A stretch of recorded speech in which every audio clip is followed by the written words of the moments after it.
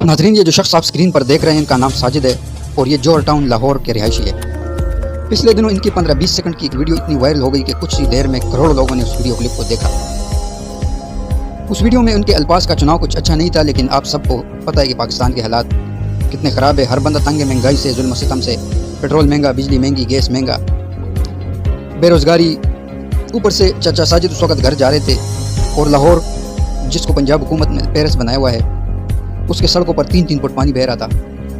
चाचा साजिद पहले ही गुस्से में थे, ऊपर से एक लड़का वीडियो बना रहा था और चाचा साजिद मौके का फ़ायदा उठाते हुए पंजाब हुकूमत पर बरसात की बारिश की तरह बरस पड़े और गुस्से की शिद्दत से 15-20 सेकंड की वीडियो क्लिप में पूरे पंजाब हुकूमत की धुलाई कर दी। इस वक्त चाचा साजिद सिक्योरिटी इदारों की हिरासत में और एक इत्तला के मुताबिक चाचा साजिद SHO जौहर टाउन के थाने में मौजूद है। इनके बेटे ने कल एक दरख्वास्त भी ज़िले अदालत में जमा किया है कि मेरे वालिद 3 दिन से लापता है और आप मेहरबानी करके मेरे वालिद को बाजियाब करा दें। वैसे अगर देखा जाए तो ये कोई और मुल्क होता तो हुकूमत के लोग चाचा साजिद के घर जाते और उनसे पूछते कि आपने इस तरह का बयान क्यों दिया। उनके पास बैठते और मसले का हल करने की कोशिश करते,